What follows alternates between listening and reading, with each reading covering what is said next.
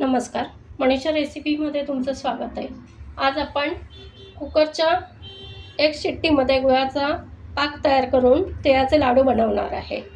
त्यासाठी आपण ह्यामध्ये 2 वाटी किसलेला गूळ घेतलेला आहे आणि 1.5 वाटी किसलेला गूळ घेतला आहे। याचे आपण तिळाच्या वड्या बनवणार आहे आणि ह्या 1.5 वाटीचे आपण तिळाचे लाडू बनवणार आहे।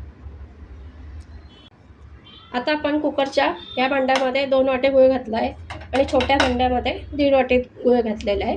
तर आपण हा कुकरमध्ये ठेवूया आणि मध्यम आचेवर एक शिट्टी करून घेणार आहे।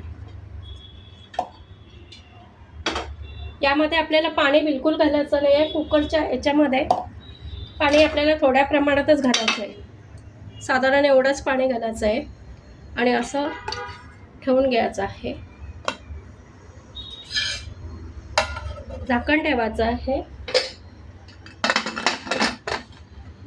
लॉक करायचं आहे आणि छोट्या बर्नरवर एक शिट्टी करून घ्यायची। आता आपण जाड बुडाची कढई घेतलेली आहे, त्यामध्ये आपण हे अगदी बिना पॉलिशचे तीळ घेतले 2 वाट्या, त्या भाजून घेणार आहोत।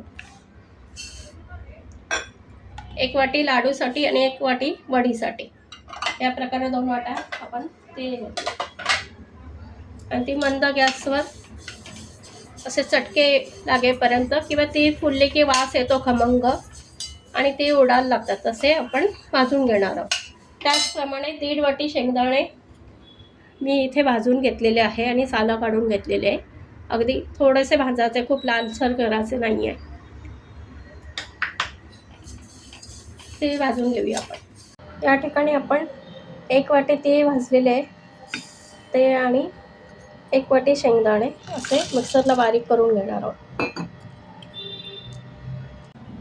हे बघा, आपण असं बारीक वाटून घेतलेलं आहे आणि आता आपण कुकरमधून हे भांडं काढलेलं आहे। बघा, पाक कसा छान झालेला आहे, परफेक्ट। यामध्ये आपण एक मिश्रण घालणार आहोत आणि चांगलं असं मिक्स करणार आहोत।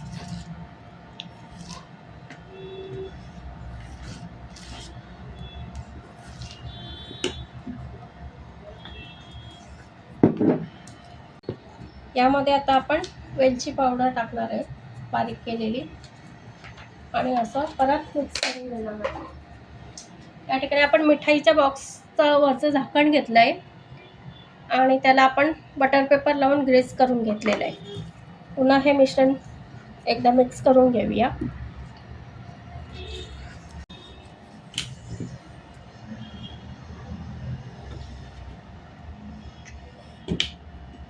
यात आपण आता सेट करून घेऊया।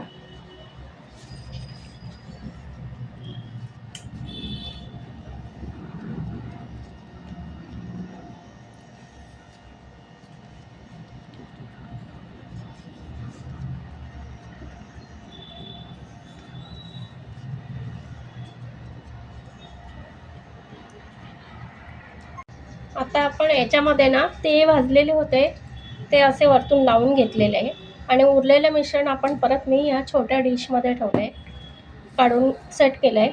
त्यावर पण आपण अशी ते घालूया। नमस्कार नमस्कार।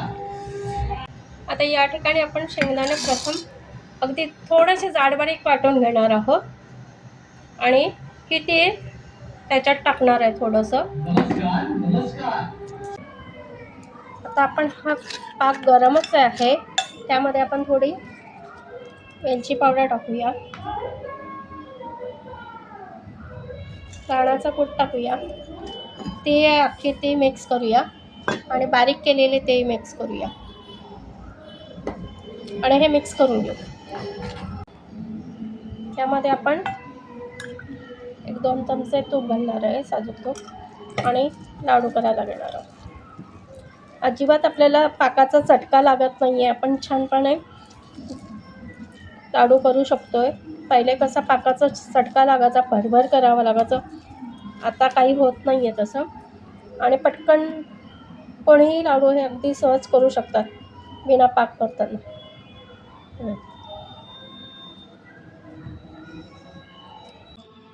आता आपण ह्या वड्या काढून घेणार आहोत.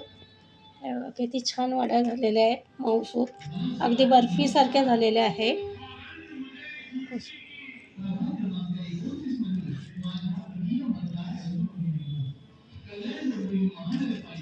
आणि आपले लाडू पण हे बघा असे छान केलेले आहे. तुम्हाला ही रेसिपी कशी वाटली ते कमेंट करा, लाईक करा, शेअर करा.